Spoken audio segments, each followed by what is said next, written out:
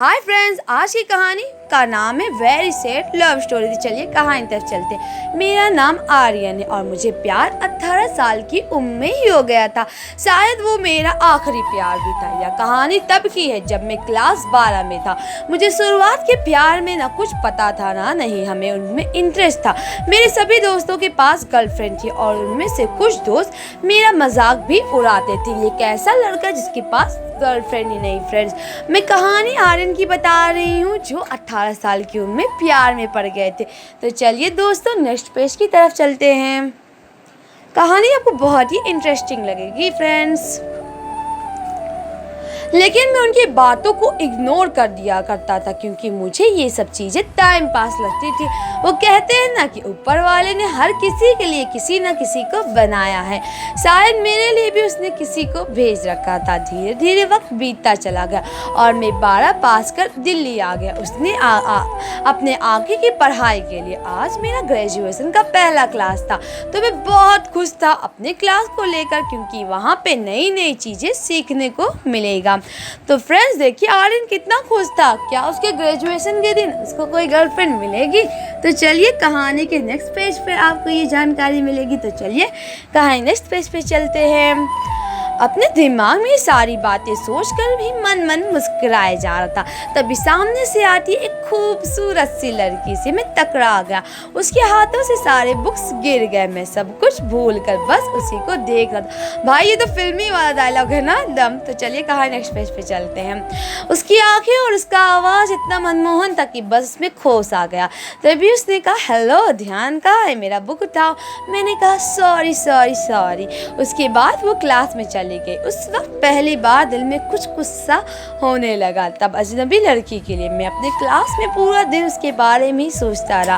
Class खत्म होने के बाद में उस लड़की से मिलने के लिए बेचैन सा हो गया था। मानो ये तो करण जौहर की फिल्म वाली कहानी हो गई फ्रेंड्स। कुछ कुछ होता है वे। तो चलिए कहानी के नेक्स्ट पेज पे चलते हैं। और आर्यन को क्या उस लड़की से प्यार होता है? क्या लड़के को भी आर्यन से प्यार होता है? तो चलिए ना कहानी के नेक्स्ट पेज पे चलते हैं। तभी वो मेरे सपनों से अपने दोस्तों के साथ बात करते हुए आ रही थी। मैंने उससे बात करने का सोचा लेकिन कर नहीं पाया। मैं मन ही मन उस लड़की को अपना दिल दे चुका था। एक दिन की बात है, मैं अपने घर से कॉलेज के लिए जा ही रहा था कि मेरी नज़र उस लड़की पे पड़ी।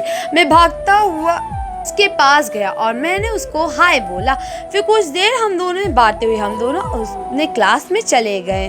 ओ दोस्ती हो गई, मानो तो प्यार तो होना है बहुत। तो चलिए कहानी नेक्स्ट पेज पर चल धीरे धीरे हम दोनों की दोस्ती प्यार में बदल गया। जब हम दोनों कॉलेज से घर जा रहे थे बीच रास्ते में तेज बारिश होने लगी। सामने कोई घर नहीं था तो हम दोनों एक घने पेड़ के नीचे चले गए। धीरे धीरे बारिश और तेज हो गई। इसके बचने के लिए वो मेरे पास आ गए। हम दोनों एक दूसरे के बेहद करीब खड़े थे। गर्म सांसें होती थी। मैं उसको किस करने ही वाला था कि वो सहम गई और वो वहाँ से दूर चली गई। हम दोनों के रिलेशनशिप के 2 साल हो चुके थे। मैंने उससे पूछा क्यों ना हम लोग अगले 7 साल शादी कर ले। वो बोली मैं अपने घर पे तुम्हारे बारे में बताऊंगी।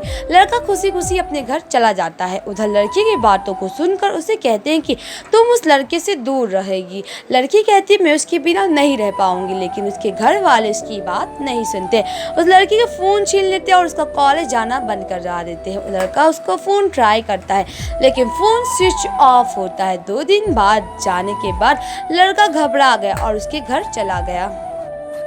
लड़के की मम्मी से पूछने पे वो कहती हैं कि वो अपनी नानी के घर चली गई। सच तो था कि वो लड़की अभी पे घर पर थी।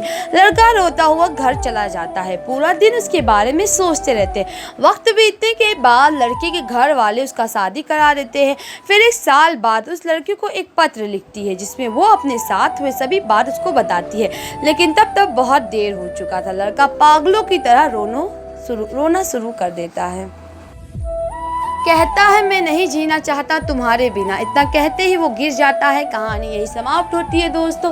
कहानी थोड़ी स्टोरी सैड लगी ना दोस्तों, मुझे भी बहुत लगी, दिल को छू गई। आज संसार में ऐसे बहुत से कपल होंगे जिसकी कहानी नहीं होती होगी, पर इसके लिए आप मौत को ना चुने, आप एक नई राह को चुने। आपकी लाइफ में कोई ना कोई ज़रूर होगा जो आपके लाइफ को एक हसीन सा पल बनाएगा।